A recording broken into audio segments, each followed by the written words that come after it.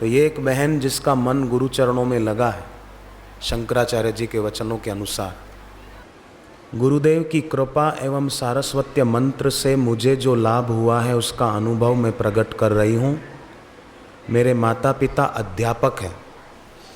उन्होंने मुझे प्रारंभ से ही प्रभु भक्ति की ओर अग्रसर किया है। माता पिता संस्कारी पवित्र आत्मा होते हैं ना, तो बच्चे भी ऐसे होते हैं, शालीन बच्चे। यजुर्वेद में लिखा है कि हर माँ बाप को चाहिए कि अपने बच्चे बच्चियों को अच्छे संस्कार दे, उनको मौन जप ध्यान की सीख तो जरूर दे। श्री आसारामायण में पढ़ा होगा, दे दे मक्खन मिश्री कूजा, माँ ने सिखाया ध्यान और पूजा।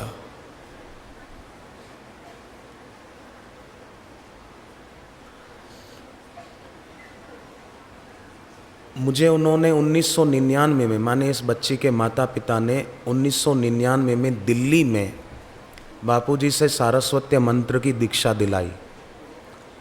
तब मैं चौथी कक्षा में पढ़ती थी। मैंने सारस्वत्य मंत्र के नियमित जप से चौथी क्लास में 92.8% मार्क्स पाए। पाँचवीं कक्षा में 95.6, छठी कक्षा में 95.9%, सातवीं में 94% अंक लेकर मैंने हर क्लास में प्रथम स्थान प्राप्त किया। चौथी में थी तब से इसने दीक्षा ली थी और हर साल फर्स्ट आती। साथ ही साथ मैंने बापूजी की असीम कृपा से आध्यात्मिक क्षेत्र में भी उन्नति की। 2003 और 2004 में आयोजित आध्यात्मिक ज्ञान प्रतियोगिता में मैंने भाग लिया। प्रथम वर्ष में मैंने लगभग 50,000 विद्यार्थियों में चौथा स्थान प्राप्त किया। मौन की महिमा है ये। ताली नहीं बजाना, ताली बजाने की ज़रूरत नहीं है। अपने को समझने की ज़रूरत है कि हम और बच्चियां भी ऐसी सफलता पाएं। फिर अगले वर्ष 1 लाख से भी अधिक विद्यार्थियों में छठा स्थान प्राप्त किया। फिर मन में इच्छा जगी कि मैं कठुआ जिले में भी प्रथम स्थान प्राप्त करूं। परीक्षा केंद्र में जाने से पहले मैं बापूजी का सुमरण करती तो मेरे पेपर बहुत अच्छे हुए, किंतु मुझे न्याय नहीं मिला। मेरे माता पिता ने पेपर निकलवाए, ये तो आपको पता ही होगा। संध्या के समय मैं नित्य कर्म की भांति ज्योत जगाने बैठी। कितनी बुद्धिमान है ये कन्या, शाम हुई तो ज्योत जगाने बैठी। कई लोग शाम होती तो बोले चलो घूमने चलते हैं, शॉपिंग करने चलते हैं। नहीं, संध्या हुई तो ध्यान करने बैठना चाहिए, जप करने बैठना चाहिए। फालतू बड़ बोलते रहना, क्यों इच्छा हो बोलने की, अनर्गल बातें करने की। संध्या के समय नित्य कर्म की भांति ज्योत जगाने बैठी। ज्योत जगाते ही मुझे आभास हुआ कि जैसे बापूजी कह रहे हैं कि बेटी तू प्रथम आई है। इतने में प्रेस वाले यह समाचार देने आए कि मुझे 43,000 विद्यार्थियों में प्रथम स्थान प्राप्त हुआ है। मेरा विद्यालय, जिले और राज्य में सम्मान हुआ। बापूजी के असीम कृपा से, सारस्वत्य मंत्र के जप से ताराचंद शर्मा जी की सुपुत्री महिमा शर्मा जम्मू कश्मीर राज्य में प्रथम स्थान आया 10वीं की बोर्ड की परीक्षा में। सारस्वत्य मंत्र का जप करती है। कल भी 3 बहनों के बाद नाम बताए थे, तीनों सगी बहनें हैं और तीनों फर्स्ट आई। बीए फाइनल में, बीए सेकंड ईयर में और एक +2 में। मंत्र जप की महिमा है। देखो, एक जन्म तो माँ बाप से मिलता है। वास्तव में वो जन्म तो क्या, एक और नई मृत्यु का आगमन है। जन्मे तब से मृत्यु का हमारे निकट आना शुरू हो गया, तो वो माँ बाप से मिला है। परंतु जो सद्गुरु के द्वारा जन्म मिलता है वही वास्तविक जन्म है। परंतु लोग ये जीवन जो एक अवसर है उसको गंवा देते हैं, और जिस प्रकार जीते हैं उससे जीवन उनका और भी छोटा हो जाता है, क्योंकि कमाते हैं कम, गंवाते हैं ज़्यादा। श्वासों का खजाना कितना गंवा देते हैं, दूसरा मिलने वाला तो है नहीं।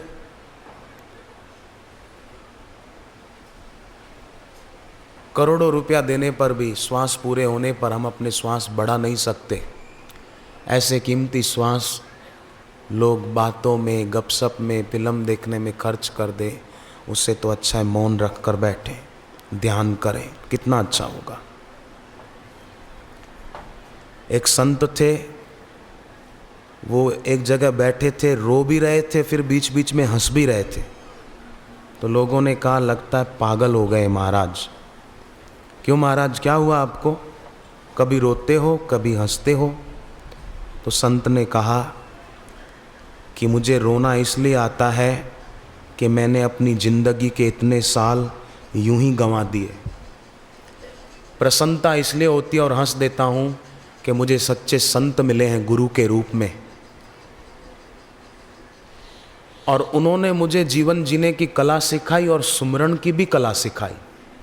एक तो होती है आर्ट ऑफ लिविंग, पर आर्ट ऑफ लिविंग से भी ज़्यादा जरूरी है द आर्ट ऑफ रिमेंबरिंग। सुमरण की कला वो ज़्यादा जरूरी है, और मुझे मेरे सदगुरुदेव ने वो सिखा दी। आंख में आंसू आते हैं कि इतने दिन मैंने व्यर्थ गंवा दिए। ये अमृत तो गुरु कृपा का बरस ही रहा था। ये अदृश्य तो मुझे तब भी घेरे हुए था, पर मैं बाहर के दृश्य में उलझा हुआ था। इसलिए मुझे इस अमृत का अनुभव नहीं हो रहा था। मैं क्षणभंगुर चीजों में और भोगों में उलझा हुआ था। संसार में लोग भी रंगीन कंकड़ पत्थर बीन लेते हैं, हीरे मोती रत्न, कुछ रुपए, कुछ सोना चांदी, ये बीन लेते हैं और सोचते हैं कि हो गई कमाई। थोड़ी सीढ़ियां चढ़ जाते हैं कुछ पदों की, कुछ डिग्रियों की, उनको लगता है कि सब पा लिया। डिग्री पा लेते ना, हाँ बोले सब पा लिया। सब नहीं पाया, आयु गंवा दी। पहले के जमाने में विद्यार्थी पढ़ते थे तो उपासना भी करते थे। आज पढ़ते हैं तो बाकी के टाइम में खेलना, कूदना, फिल्म देखना। अहमदनगर महाराष्ट्र में है, नाम सुना? अहमदनगर महाराष्ट्र में है। वहाँ एक लड़का, घटित घटना है,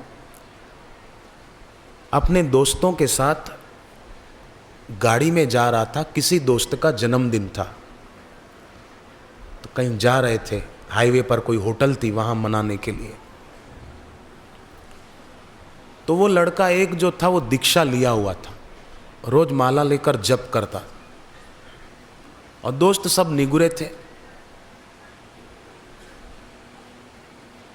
रास्ते में उसको गुरुजी की प्रेरणा हुई, कहा बापूजी ने कि देख उतर जा गाड़ी में से, रुकवा गाड़ी। तो अपने दोस्त को कहा मुझे बापूजी प्रेरणा दे रहे हैं कि गाड़ी में से उतर जा। वो दोस्त बोले बैठ जा, ये तेरे मन की कल्पना है, कोई प्रेरणा नहीं गुरुजी की, बैठ। थोड़ी गाड़ी और आगे चली तो उसको दोबारा गुरुदेव ने प्रेरणा दी कि तू मेरी बात नहीं मानेगा, उतर जा, गाड़ी रुकवा। फिर तो उसने जिद की, गाड़ी रुकवाई और उतर गया, अपने घर आ गया। माँ को बात बताई। माँ, दोस्तों के साथ जा रहा था, किसी का जन्मदिन था होटल की ओर, पर न जाने क्यों बापूजी बार बार कह रहे थे उतर जा, उतर जा। माँ, मैं उतर के आ गया। माँ बोली बेटा जरूर इसके पीछे कुछ रहस्य है, नहीं तो गुरुजी तुझे क्यों प्रेरणा देते। वो लड़का थोड़ी देर के बाद खबर सुनता है कि वो जिस गाड़ी से उतर कर आया था उसी गाड़ी का कुछ किलोमीटर आगे जाने पर भयंकर एक्सीडेंट हो गया, और उसमें से 2 लड़के तो बेचारे चले भी गए, कुछ घायल हो गए। कॉलेज गाड़ी थी। तब इसकी आंख में आंसू आ गए कि मैंने बापूजी से मंत्र लिया है, मैं जप करता हूँ, भगवान का नाम दीक्षा में जो मिला है, उससे मेरा इष्ट कितना मजबूत हुआ, नहीं तो उस गाड़ी में मैं भी बैठा था, कहीं का कहीं पहुंच जाता। कैसी दिव्य प्रेरणा दी। परमात्मा प्राप्त महापुरुष जो होते हैं ना, कई बार लोग उनको पहचान नहीं पाते, उनको वास्तविक रूप में पहचान नहीं पाते, तो उनसे लाभ भी नहीं उठा पाते।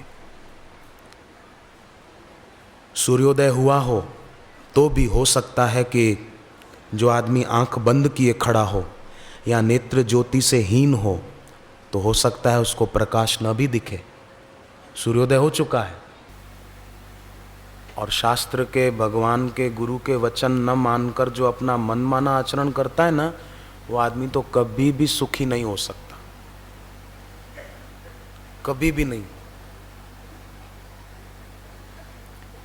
पार्वती जी को गुरु नारद जी ने साधना सिखाई कि ये करने से तुमको शिव जी की प्राप्ति हो जाएगी। तो सप्तऋषि परीक्षा लेने को आए, कुछ का कुछ कह रहे थे, पर पार्वती जी ने कहा, गुरु के वचन प्रतीति न जेहि, गुरु के वचन प्रतीति न जेहि। माने जिसको अपने गुरु के वचन पर विश्वास नहीं है, गुरु के वचन प्रतीति न जेहि, गुरु के वचन प्रतीति न जेहि, स्वप्ने सुगम न सुख सिद्धि तेहि, स्वप्ने सुगम न सुख सिद्धि तेहि। उसको सपने में भी सुख नहीं मिल सकता जो गुरु के वचन न सुने, न ध्यान दे, न वैसा करे। स्कूलों में तो कई बच्चे ऐसे होते ही, स्कूल में शिक्षक पढ़ाए ठीक से, नहीं पढ़े तो उसका रिजल्ट क्या आएगा। एक लड़के ने अपने बाप को कहा, पिताजी इस साल आपको मेरे लिए किताबों का खर्च नहीं करना पड़ेगा। बोले क्यों, किसी ने गिफ्ट दी है क्या? बोले नहीं पिताजी, मैं इस साल फेल हुआ, वही पढ़ाई करूंगा। बड़ा गर्व से कह रहा था। तो इसका मतलब बेटे तू फेल हो गया? बोले हाँ पिताजी। तू फेल हो गया, बाप नाराज हुए। तो लड़का बोला, पिताजी बड़ी बड़ी कंपनियां फेल हो जाती है, मैं तो खाली परीक्षा में फेल हुआ हूं। अब फेल हुआ तो इसको ये बात साधारण लग रही है, पर बुद्धिमान बच्चे वो पहले से ही ऐसा अपना जीवन जीते हैं कि फर्स्ट आए, परिणाम बढ़िया आए।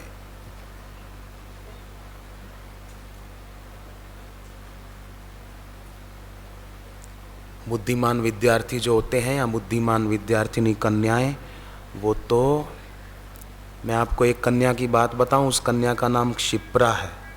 अभी तो वो बड़ी हो गई होगी, कुछ साल पहले मैंने उसकी चिट्ठी पढ़ी थी। उसकी चिट्ठी में लिखा था कि मैंने 8वीं क्लास में थी तब बापूजी की एक कैसेट सुनी। बच्चियां सुन रही ना? कन्या का नाम क्या था? 8वीं क्लास में थी तब उसने एक कैसेट सुनी।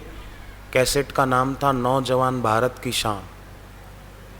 वो सुनकर उसने अपना जीवन जैसा गुरुदेव ने बताया वैसा बनाया।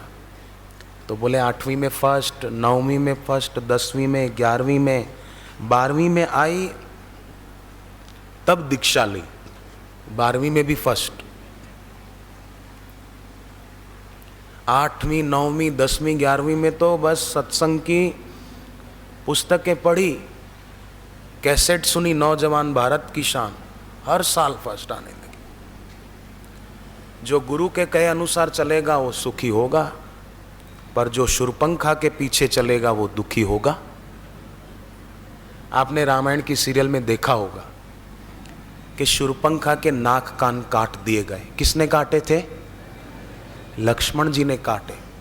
और शूरपंखा कहाँ गई उसके बाद पता है? बोलो किसके पास गई थी? हाँ, रावण के पास गई थी। क्लास में बच्चे बैठे थे, एक इंस्पेक्शन करने वाले साहब आए। उसने क्लास के बच्चों से पूछा, बताओ बच्चों, शिव धनुष किसने तोड़ा था? बच्चे चुप, कोई बोलता ही नहीं। बताओ बताओ बच्चों, किसने तोड़ा था? आपको पता है, पर वहां क्लास में सब बच्चों ने एक साथ बोला, साहब किसने तोड़ा ये हमको पता नहीं, पर हम में से किसी ने नहीं तोड़ा। क्लास टीचर को बुलाया। इन बच्चों को ये पता नहीं शिव धनुष किसने तोड़ा, आप बताओ इनको किसने तोड़ा। क्लास टीचर बच्चों को इशारा करते, बोलो बच्चों, बोलो, डरो नहीं, किसने तोड़ा, डरो नहीं, बताओ। सब बच्चे इशारा करते हैं। क्लास टीचर कहते हैं, साहब हम विश्वास दिलाते हैं हमारी क्लास के बच्चों में से किसी ने नहीं तोड़ा। प्रिंसिपल को बुलाओ। प्रधानाचार्य आए, बताओ इनको शिव धनुष किसने तोड़ा था। प्रधानाचार्य बोले, साहब किसी ने भी तोड़ा हो, झंझट में क्यों पड़ना, हम आपको पैसे देते हैं, नया खरीद के रख दो। वो शूर्पणखा नाक कान कटवाने के बाद रावण के पास नहीं गई थी, पहले गई थी खरदूषण और त्रिशिरा के पास, जो उसके मौसेरे भाई थे, उसकी मौसी के बेटे थे, और उनको भड़काया। किसी के भड़काने से, किसी के कुछ शब्द कहने से कोई भड़क जाता है तो समझो शूर्पणखा का मौसेरा भाई है, पक्का सग्गा, सौतेला नहीं। शूर्पणखा ने कहा और उन्होंने बात सच मान ली। और शूर्पणखा को कहते तू हमको दिखा, तू आगे चल। शूर्पणखा आगे, खरदूषण त्रिशिरा पीछे।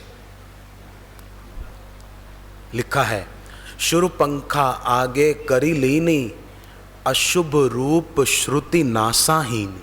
श्रुति माना कान, नासा माने नाक। अशुभ रूप था शूर्पणखा का, नाक और कान नहीं थे, अशुभ रूप। अशुभ को आगे रखकर चलेगा तो जीवन में शुभ कैसे होगा।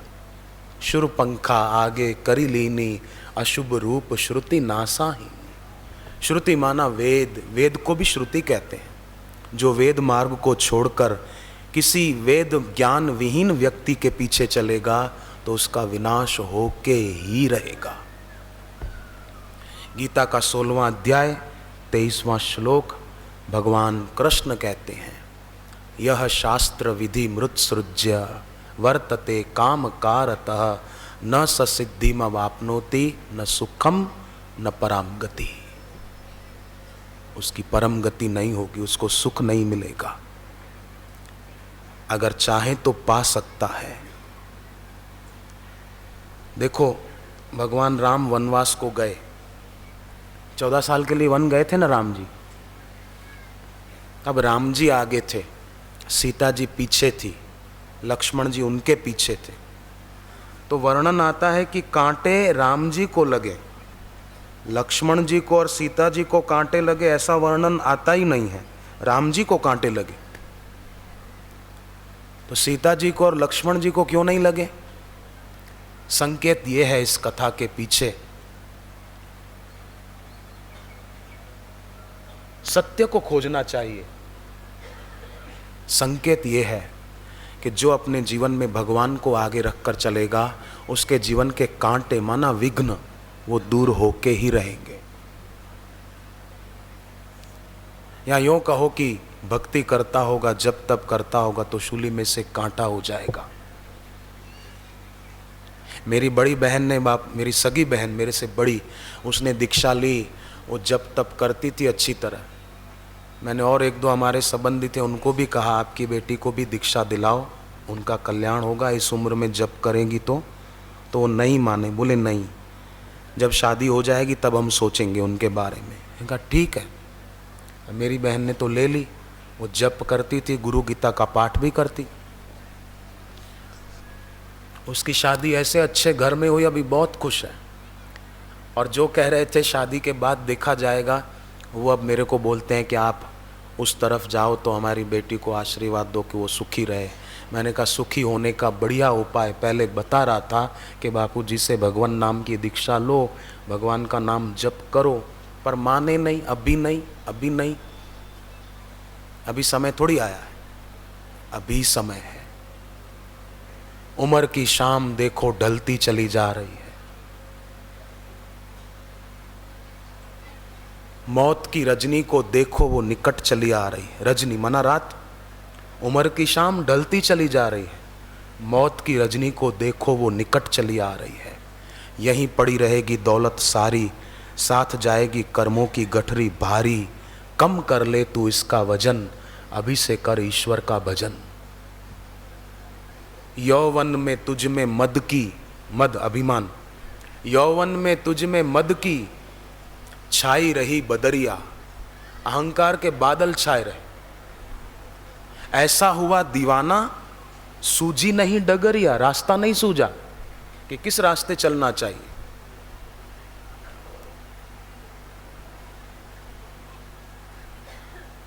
आया बुढ़ापा दिखता, कोई नहीं सहारा।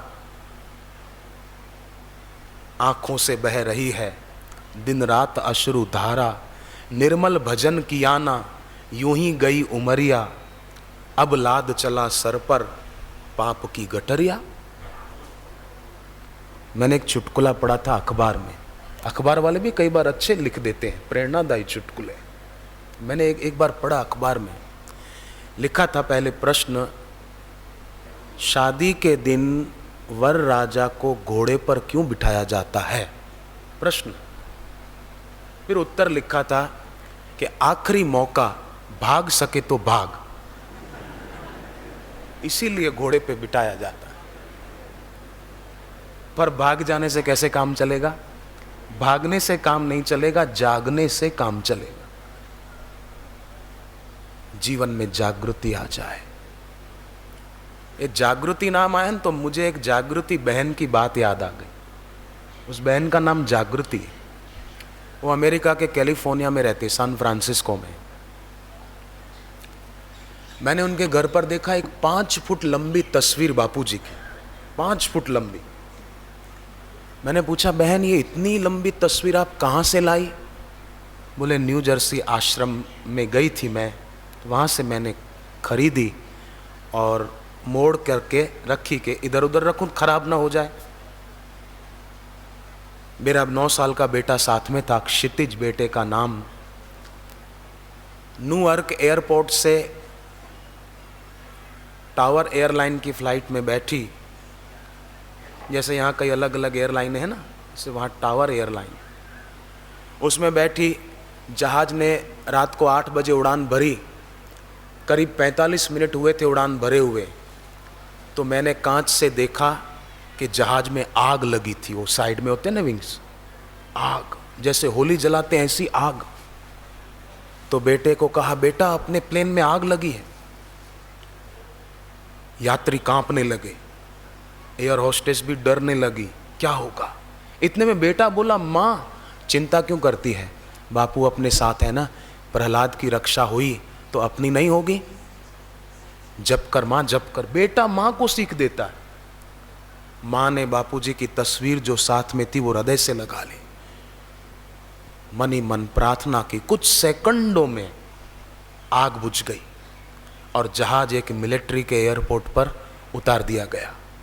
229 यात्री सकुशल बाहर निकल गए। नहीं तो आप सोचो, ऊपर आग लगे तो कोई नीचे आएगा? चल भैया तू ऊपर ही चल। पर जाको राखे साइयां, मार सके ना कोई, बाल न बांको कर सके चाहे जग बैरी हो। अंबर बरसे, आसमान से बादल बरसे, अंबर बरसे धरती भीजे। आसमान से बादल बरसे, धरती भीग जाए, ये जाने सब कोई, ये तो सब जानते हैं। पर धरती बरसे, अंबर भीजे, बूझे विरला कोई। धरती बरस जाए, आसमान भीग जाए, बूझे विरला कोई। कबीर जी कहते, अंबर बरसे। मुझे बहुत अच्छी लगी ये बात कबीर जी की। अंबर बरसे, धरती भीजे, ये जाने सब कोई। पर धरती बरसे, अंबर भीजे, बूझे विरला कोई। माने धरती पर रहने वाला एक भक्त अपने दिल से प्रेम भक्ति के आंसू आंखों से बहाए, दिल में प्रेम हो, भगवान का दिल भी पसीज जाए कि कोई मुझे बुला रहा है, कोई मुझे याद कर रहा है। जहाज में बैठी वो बहन कैसे उसकी पुकार कहाँ से कहाँ पहुँच जाती। बुद्ध की शिष्या बचपन से बुद्ध के चरणों में बैठती थी सुभद्रा, कहाँ उसने फूल गिराए और कहाँ उसकी सुगंध पहुँची। ये शास्त्रों की गाथाएं झूठी नहीं है, गीता के वचन झूठे नहीं हैं। भगवान कहते हैं कोई मुझे जल भी अर्पण करता है तो मैं स्वीकार कर लेता हूं। इसलिए रोज जप करना, रोज पूजा की जगह पर दिया जलाना, रोज थोड़ी देर ध्यान में बैठना, ध्यान करना ना आए, ध्यान में मन न लगे तो ध्यान की कोई कैसेट सुनना। मैं तो कई बार सुनता हूँ, सुबह समय मिलता है, मैं मौका चूकता नहीं हूँ ध्यान की कैसेट सुनते हुए शांत बैठने का। ऐसी कई ध्यान की कैसेटें जो भी आपको मिल जाए या घर पे हो तो उसको सुनते हुए शांत बैठना, देखना ध्यान कैसे नहीं लगता है। और कुछ सीडी तो ऐसी है, एक बार गुरुदेव ने सत्संग किया, अध्यात्म रामायण की एक कथा सुनाई, भगवान राम के स्वधाम गमन की। एक बार महाभारत की कथा सुनाई बापूजी ने भगवान कृष्ण के स्वधाम गमन की। तो ये 2 VCD हैं अलग अलग। ये अगर कोई सुने ना, पत्थर दिल हो ना, पत्थर दिल, वो भी पिघल जाए, उसका दिल भी भक्ति भाव से भर जाए, ऐसी वो CD है, VCD है। मैं तो कहूँ औरों तक भी ये पहुंचाओ ज्ञान। हमारे द्वारा जितनी सेवा हो जाए अच्छा है, हमारे द्वारा औरों को भी भक्ति का रंग लग जाए तो अच्छा है, भगवान का रंग लग जाए तो अच्छा है।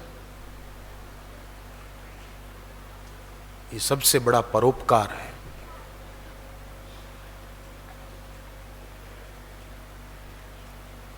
अपना उल्लू सीधा करने के लिए तो कोई भी कुछ भी कर लेता है, पर जो बहुजन सुखाय बहुजन हिताय, सबका मंगल कैसे हो, सबका भला कैसे हो, उसके लिए थोड़ा कुछ भी कर लेते हैं, भगवान राजी हो जाते हैं।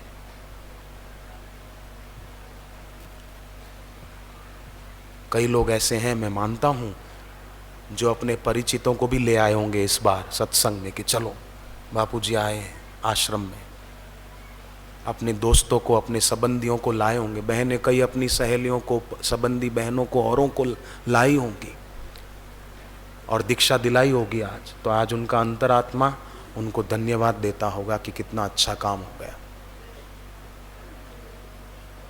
एक बार क्या हुआ, आपको सुनकर बड़ा आनंद आएगा। हैदराबाद में एक महिला ने सत्संग सुनकर दीक्षा का फार्म भर दिया कि मैं कल दीक्षा लूंगी। अपने पति के नाम का भी फार्म भर दिया। घर आई, दोपहर को 1 बजे, फिर 3:30 बजे अगला सत्र था कि घर से भोजन करके आती हूँ। फिर उसके पति भी ऑफिस से घर आए खाने को, भोजन किया पति ने। पत्नी ने कहा कल बापूजी दीक्षा देने वाले हैं, मैं आपका नाम का फार्म भी भर के आई हूँ। और पति तो मानो अंगारे बरसाने लगा, किससे पूछ के मेरे नाम का फार्म भरा, मुझे नहीं लेनी दीक्षा, तुझे लेनी है तो तू ले, मेरा नाम क्यों तूने फार्म भरा, मेरे से पूछा तूने फ़ोन करके, मुझे नहीं लेनी। पत्नी बोले ठीक है आप मत लो, नाराज तो मत हो। पति बैठा रहा, कुछ बोला नहीं। इतने में 2:15 बज गए। उसका फिर ऑफिस जाने का टाइम हुआ होगा और यहाँ ये पत्नी को भी शाम के सत्संग में जाना था। तो पति ने कहा चलो मैं उधर तुझे छोड़ता हुआ आगे चला जाऊंगा ऑफिस में। आप सुनना, मुझे उसी आदमी ने ये बात बताई, मैं नाम भूल गया उनका, क्षमा करें। वो पत्नी को सत्संग पंडाल में उतारा बाहर रोड पर के जाओ अंदर। पत्नी ने कहा आप भी थोड़ा सुन लो। बोले ठीक है मैं गाड़ी पार्किंग में रख के आता हूँ। मान गए। पत्नी की सद्भावना रही होगी, वो भी गाड़ी पार्क करके सत्संग में आकर बैठे। सत्संग पूरा हुआ तो वो पुरुषों की तरफ बैठे थे, उनकी पत्नी महिलाओं की तरफ बैठी थी, बहनों की तरफ भीड़ ज़्यादा थी। तो ये बाहर खड़े हुए इंतजार करने लगे कि ये आए तो हम साथ में जाएं। पत्नी जब सत्संग से उठकर आई तो देखा उसके पतिदेव 2 पैकेट दीक्षा की सामग्री के लेकर खड़े थे और कहा कि कल मैं भी दीक्षा लूंगा। मुझे पता नहीं था कि बापूजी इतनी कल्याणकारी वाणी बोलते हैं, कल मैं भी लूंगा। मुझे उसी आदमी ने बात बताई कि पहले तो मैं उसको डांट रहा था, पर फिर बाद में मैंने उससे माफ़ी मांगी कि अच्छा हुआ तूने मेरा नाम भी लिखा दिया। तो बहनों, अगर आपके घर में कोई आपको डांटे फटकारे तो आप दुखी मत होना, आप मन में प्रार्थना करना बस कि गुरुदेव इनको भी भक्ति का रंग लग जाए, इनको भी साधना में रुचि हो जाए, ये भी हरि भक्ति के मार्ग पर चलें, तो आपकी सद्भावना बड़ा काम करेगी। करती है, ये बात बिल्कुल सच्ची है और पक्की है, इसमें कोई शंका नहीं है। जो हृदय से चलते हैं इस रास्ते पर, तो हृदयेश्वर भगवान भी अपनी करुणा कृपा बरसाए बिना रहते नहीं हैं। पर कोई कोई ऐसे होते हैं। बुद्ध का एक शिष्य था, वो आया था तो रिक्त, परंतु बुद्ध के पास रहते हुए भी भरा नहीं, अंदर से खाली ही रहा, हृदय भक्ति से भरा नहीं। बाहर से दर्शन करता था, हाथ जोड़ लेता था, सिर झुका देता था, पर हृदय झुकता नहीं था उसका। दर्शन कर लेता था पर दर्शन में डूबता नहीं था। गुरु के पीछे चलता था पर गुरु को पहचानता नहीं था। ऐसा वो था, भीतर से गिरा हुआ।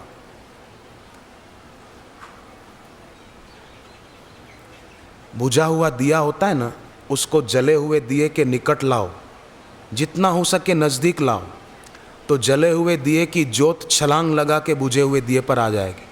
करके देखना कभी, एकदम निकट लाओगे ना तो जले हुए दिए की जोत आ जाएगी छलांग लगा कर, पर वो इतना करीब आ जाए।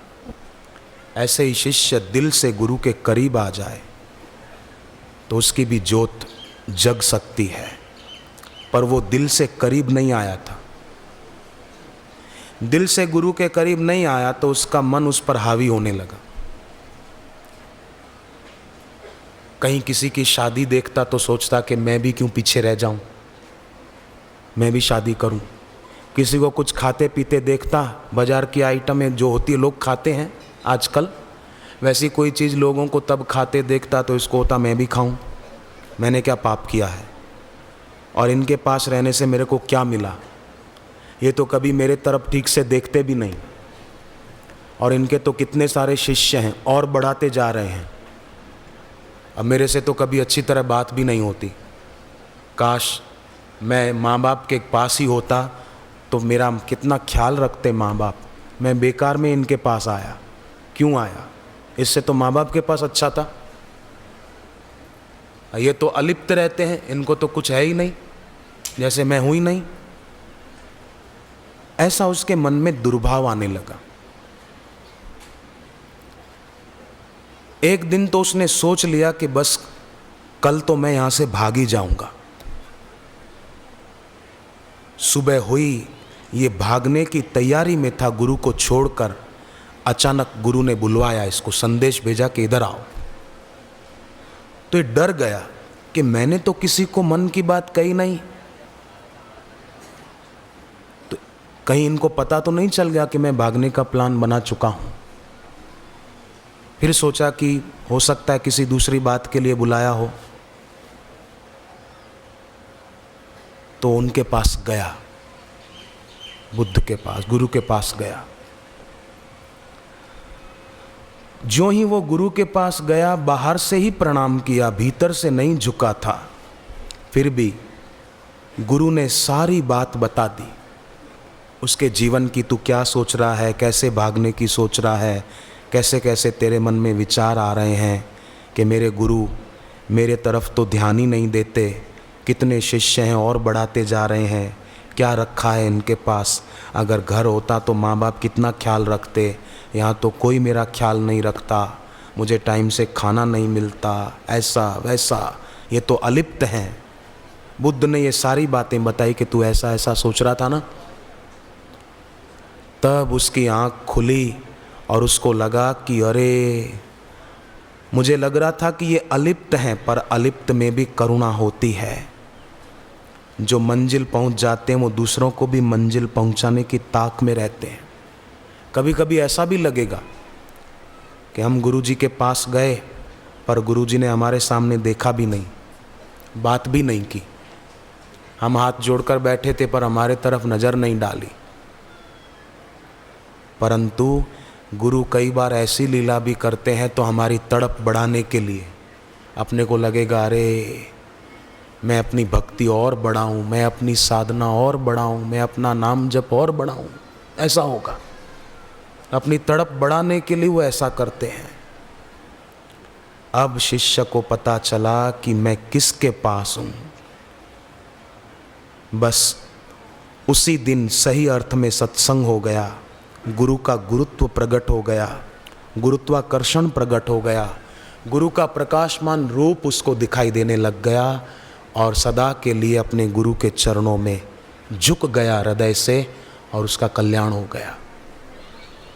तो कभी भी ये नहीं सोचना कि इतने शिष्य हैं बापू जी के, लाखों लाखों शिष्य हैं, तो हमारी बात कैसे हो पाएगी।